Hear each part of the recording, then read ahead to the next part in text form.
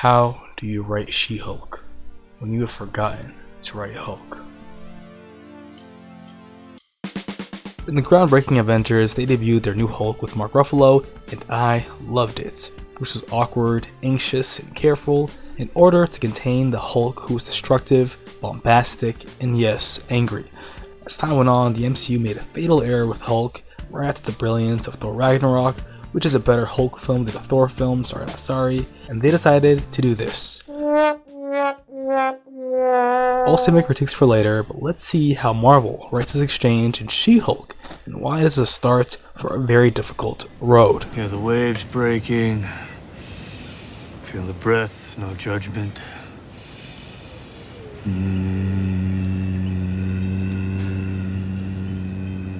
So when do you think I can leave Let's just here? focus on each day as they come, Jen.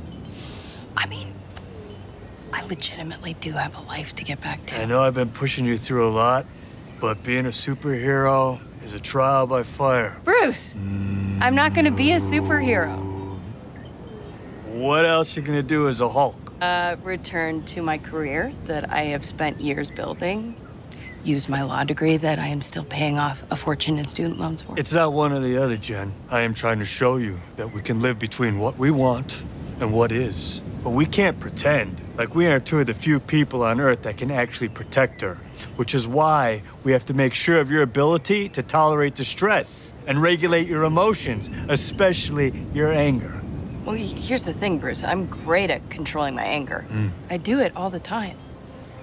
But when I'm catcalled in the street, when incompetent men explain my own area of expertise to me, I do it pretty much every day, because if I don't, I will get called emotional or difficult, or I might just literally get murdered. So I'm an expert at controlling my anger because I do it infinitely more than you. So all of this just feels like projecting a lot of shit onto me. See. No, I'm doing this. Okay, this is completely new territory. You guys have outgrown your binder, cuz. Love you, Bruce, but I'm going home. Why does this scene suck? In a world of superheroes constantly putting their life on the line for the greater good, it is a preachy, messy rant with a good lightning message, but it's ultimately given a horrible delivery and with the wrong characters. There's something beyond that though, something that feels off, a disconnect. There's obviously the willful ignorance of Bruce not understanding why Jen is upset at a man telling a woman to control her emotions. There's also the main elephant in the room, that you have powers inherited by your cousin who has anger issues, so it kinda makes sense why he's worried. There's something far more wrong with the scene though. Something beneath the surface, integral, and right in front of you. This is She-Hulk, but this is not Hulk. It's not even Bruce. This new smart Hulk is what Marvel cheapened out with after never making a solo Hulk film since Edward Norton rewrote the last one to death. When we're introduced to this new character in Endgame, he is this Jim Bro-esque, fame-obsessed guy, and honestly, he's kind of a douche. We were saved from too much of this in Endgame, but in She-Hulk, where he is more laid back, we see his personality unravel. He is constantly talking down to Jen, assuming this fake monk, tech pro persona, and brushing off Jen's clear frustration with his quote-unquote training, which, to be fair, he's only training her the way he knows how. Hulk is supposed to be a character that deals with a lot of anger. Of course, he's going to assume she might have inherited the same trigger that got him to transform. Anger. That anger triggers a real mental anguish stemming from deep-seated baggage. He has emotional issues that go deeper than what even Jen mentions in her rant. Of course, if you are an MCU watcher only, you might be confused at what I'm talking about here. What trauma? What issues does Bruce have? What do you mean, deep-seated baggage? I understand the confusion. I couldn't tell you a single thing about this Hulk, about a flashback, or a foreshadowing comment, or a piece of character work that delved into this past. For the most part, no one in the MCU knows who Hulk is. So, who is he?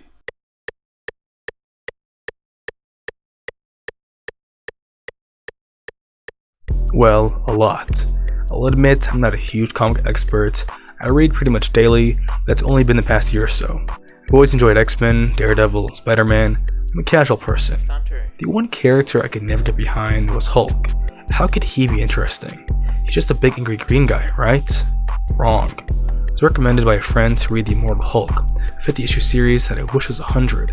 It's written by one of the best comic writers, Al Ewing, and has its cover art done by the internet's favorite comic artist, Alex Ross. They're seriously gorgeous, check them out. I remember thinking not much of it, but since it had these names attached, I stuck with it. Let me tell you something. This story is wild. I'll try not to spoil the ending for some important parts, but it really changed my view on the Hulk. He's not a simple strong superhero or some bad villain, but there is instead a complex man with multiple personalities stemming from childhood trauma. The Hulk is not an alien or a science experiment, but is a layered metaphor. Metaphor for what exactly? To answer that, I first need to tell you the story of Bruce Banner and who he is. Not Mark Ruffalo or Edward Norton, but the real deal. The boy, the scientist, the incredible Hulk. Bruce was born to Brian and Rebecca Banner. Brian being an atomic physicist, and Rebecca a stay-at-home mom.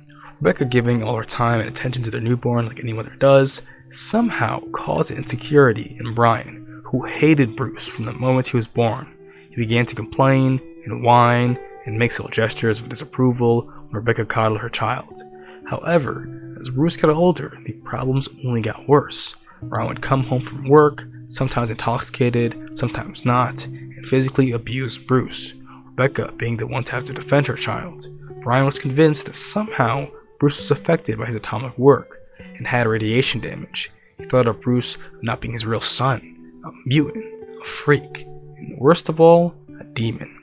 He thought of Bruce coming between his love Rebecca and was sent here to torment him, break them up. However, this all came to a head when his insanity led him to kill Rebecca. Brian was then sent to an insane asylum, and Bruce was now alone. Not for long though. He then lived with his aunt, Brian's sister, who gave him all the love she could, but unfortunately could never break through. Bruce was secluded, highly withdrawn, and thankfully intelligent. The same genius not being the only thing he inherited from his father. Bruce developed an unfortunate range of issues, ranging from our well-known anger problems to DID, dissociative identity disorder. Whereas Aunt thought Bruce was simply talking to imaginary friends, like kids often do, he was instead confiding with someone else. He spoke to them about the things he couldn't talk to anyone about: his mother's death, his father's abuse, his loneliness. He called this friend Hulk. Later in life, he went far and studied gamma radiation. He was a gifted student, but lacked any social skills, could never be intimate with a short-term girlfriend, and generally rubbed most people the wrong way. Thankfully, this didn't matter much, since he wanted to study gamma radiation and quickly became one of the best in the country. He was selected to work on that fated desert base, where a young man named Rick Jones was on the bomb site, who Bruce then saved. However, we know that he was forever changed. All of this trauma, self-hate, pain was now materialized through gamma radiation to create the Incredible Hulk. You see, Hulk is more than just an angry green guy. He is pain and anguish, made of imaginary friends strong enough to take down his evil, twisted father. Bruce fighting for control with the Hulk is him taking on his shadow, his deep-seated issues. It is a man trying to console his hurt inner child. In this comic, we see a more nuanced take on the Thing versus the Hulk, where Hulk and the Thing are fighting in New York, and Banner switches in to scold Ben Grimm, stating, "He's just a kid. He's a kid, you piece of crap. You're beating up on a kid." Despite his appearance, Hulk is not a man, nor a teen, but a toddler. He's Bruce's hurt, he's his anger, his abuse, all those years ago where his father unleashed this generational trauma. That's why he talks like that, reacts so emotionally, and is so hard to hate. In knowing that, one of the most heartbreaking lines of this comic is towards the end, when Hulk simply says, "Hulk hurts. All the time. Always. Why? Why Hulk have to hurt so much?" Back to She-Hulk. Sorry for the very intense tearjerker, but that is the crux of his character. Even if you don't know the details, you know Bruce has some problems. That is why I took issue with the scene. Yes, we're still talking about it. You see, all those years ago, when Bruce still had his mother and had to deal with his dad, he confided in Jennifer first, his cousin. They would read together, spend hours talking, She knows him in and out. Of course that'll change when his mother passed, but she's aware of the issues that Bruce faces. Tell me, what issues did this man face to become the Hulk? Why does he have a big angry green alter ego for no apparent reason? How come he has a trigger tied to anger or pain in the first place? Why does Hulk speak like a child? You see how washed out and flanderized his character is now?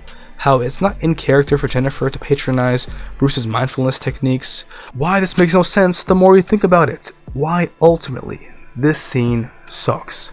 Because you have She-Hulk, lawyer with a lovely, stable family, who also gets to have a jacked alter ego with no problems, complain to the man who suffered the most incredibly sad backstory that he's projecting, and she has better anger management skills. Now I understand Bruce is projecting, Jennifer is better at this, but now we have two characters who aren't acting like anything close to their comic counterparts, still donning the same themes and character traits. We have lost Hulk entirely. He is simply IP. Marvel forgot to write his character, they've forgotten to make his cousin treat him like a cousin, and they ultimately forgot what the Hulk is. Funnily enough, they haven't forgotten who She-Hulk is. Despite all my critiques, I'm mostly upset what we lost in our MCU Hulk. There's something I heard about regarding a Hulk movie being written using these themes long before this comic was made. I wish they could have taken a fraction from it to the current MCU. It looks like we will not though. She-Hulk is actually one of my favorite MCU shows. It's funny, lighthearted, and a nice rom-com where all the other shows are bleak or actiony. It fits She-Hulk's character perfectly. It took all the things that defined her, did the most that it could, despite not having all of her comic friends and villains like Hellcat and the Fantastic Four. In contrast, Marvel did the least it could with Bruce, using him mostly as an action fan's eye candy in the Avengers, plot mover in Age of Ultron, and hopefully you'll forget this insane relationship they set up. It wasn't until honestly one of my favorite MCU movies that they debuted this disgusting amalgam character, somehow ruining both Bruce Banner and Hulk in one go. However, this movie was so much fun, I did not care to think about it too much. It's only now, years later, and me reading The Immortal Hulk, that I am saddened by what we missed out on. Whereas Bruce is a reserved, kind-hearted, and stoic man, Hulk is a sweet but hurt and vulnerable child, and Smart Hulk is this. A douchey, unlikable tech bro, made to serve as a thematic plot device in Jennifer's rant on men, which I agree with, mind you. But Hulk is the wrong guy to rant at. If this was Iron Man, I would tell her, go off, sis. But it's not. Ultimately, we'll be lucky if we ever see Hulk again. I'm thinking MCU will just use this dogshit character because it's so much easier, but who knows, one can only hope. If you haven't, please read The Immortal Hulk. It is a masterpiece and a really comprehensive story combining so many different runs of the Hulk. Let me know what you think about it, if you have read it, and how you think it relates to the video. Thanks again for watching. Peace.